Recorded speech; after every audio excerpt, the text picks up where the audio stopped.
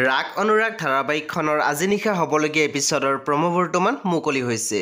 আজিৰ প্ৰমোত বাৰু আমি কি দেখিবলৈ পাইছোঁ আহকচোন আমি অকণমান চাই লওঁ।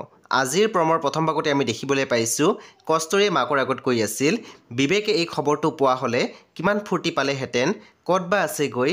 তেতিয়া আমি দেখিবলৈ পাইছোঁ মাকে কস্তুৰীক কৈছে তোৰ ওপৰত জামিলাটো জাপি দি সি চাগে ক'ৰবাত ফূৰ্তি কৰি আছে। তাৰপিছত আমি প্ৰমোত দেখিবলৈ পাইছোঁ নয়নাই ৰূপমৰ আগত কৈ আছিল দৰ্শনে আজি আমাৰ ঘৰত উপস্থিত থাকি গোটেই ঘটনাবোৰ উপভোগ কৰিছে।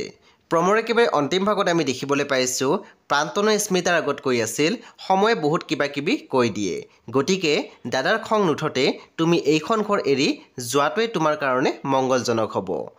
বন্ধু বান্ধৱীসকল, আজি নিশা 9 বজাত ৰং টিভিত আহিবলগীয়া ৰাগ অনুৰাগ ধাৰাবাহিকখন খুবেই বেছি ইণ্টাৰেষ্টিং হ'বলৈ গৈ আছে। আপোনালোকে চাবলৈ একেবাৰে নাপাহৰিব। পৰৱৰ্তী আপডেটৰ বাবে আপোনালোকে আমাৰ চেনেলটো ছাবস্ক্ৰাইব কৰি কাষত থকা বেল আইকনটো টিপি দিবলৈ একেবাৰে নাপাহৰিব।